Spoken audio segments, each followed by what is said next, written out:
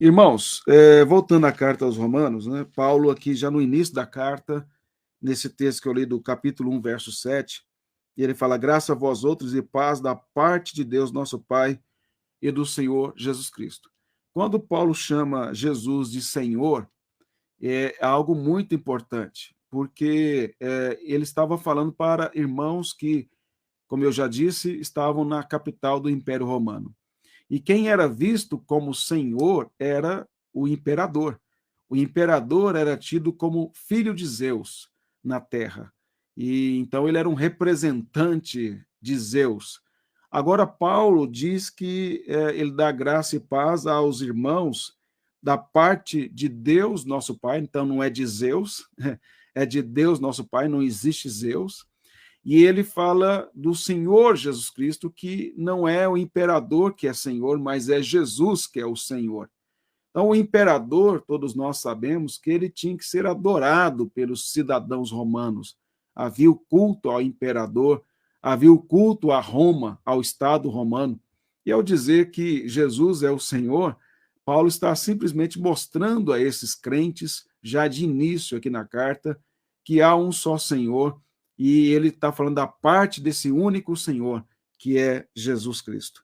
Então, já é um ensino de Paulo aqui, já no início da carta, a maneira como aqueles crentes deveriam se portar e ter a convicção diante das imposições que o Estado romano fazia a eles. Se vocês olharem no capítulo 1 ainda, capítulo 1, verso 16 e 17, diz assim: pois não me envergonho do evangelho, porque é poder de Deus para a salvação de todo aquele que crê, primeiro do judeu e também do grego, visto que a justiça de Deus se revela no evangelho, de fé em fé, como está escrito: o justo viverá por fé. Então, o apóstolo Paulo aqui, primeira coisa, ele diz que não se envergonhava do evangelho. Ele disse no verso 15 que, quanto a ele, estava pronto a anunciar o evangelho também aos irmãos ali em Roma. Paulo era um homem disposto a anunciar o evangelho em qualquer lugar e ele estava disposto a anunciar ali em Roma.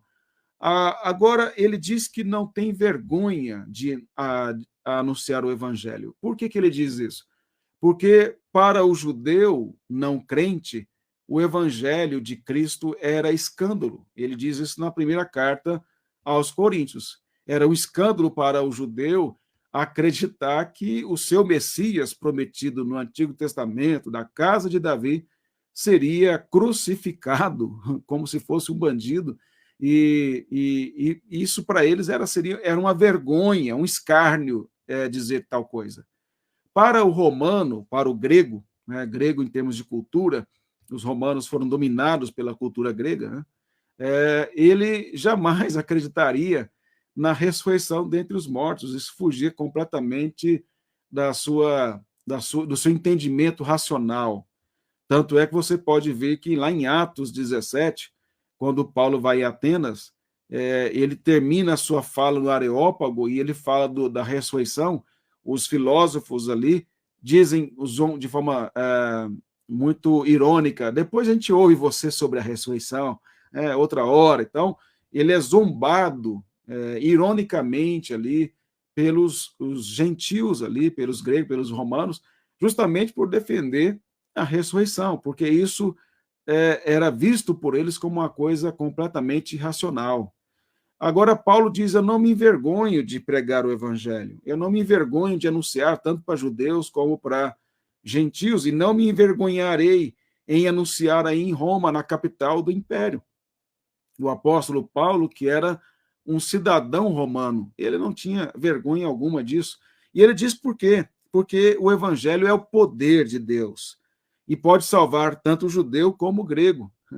Tanto um que acha que é escândalo, como o outro que acha que é loucura. Né? Então, Paulo diz: é o poder de Deus. Essa é uma coisa muito importante, irmãos. Nós temos que crer que o evangelho é poderoso para converter qualquer inimigo do evangelho. É poderoso para converter qualquer opositor. O próprio Paulo é a prova disso. Né? Ele era um grande e o maior opositor do evangelho naqueles dias. E Deus o converteu e o transformou no maior pregador do evangelho daqueles dias. Então, Deus faz isso e já fez tantas e tantas vezes, convertendo ateus, convertendo perseguidores, convertendo comunistas, né? Convertendo pessoas de várias filosofias, ideologias que odeiam o cristianismo. O evangelho é poderoso e é o poder de Deus. Quem é que pode resistir ao poder de Deus? Então, nós temos que anunciar com coragem, com ousadia, crendo nesse poder de Deus. E ele fala que o poder de Deus, o evangelho, a justiça de Deus, ela é revelada no evangelho. Ou seja, a justiça de Deus é saciada através de Cristo. Ele nos justificando, sobre si levou a ira que era para estar sobre nós. E aí Paulo faz aquela declaração: o justo viverá por fé, que é uma citação direta de Abacuque 2:4.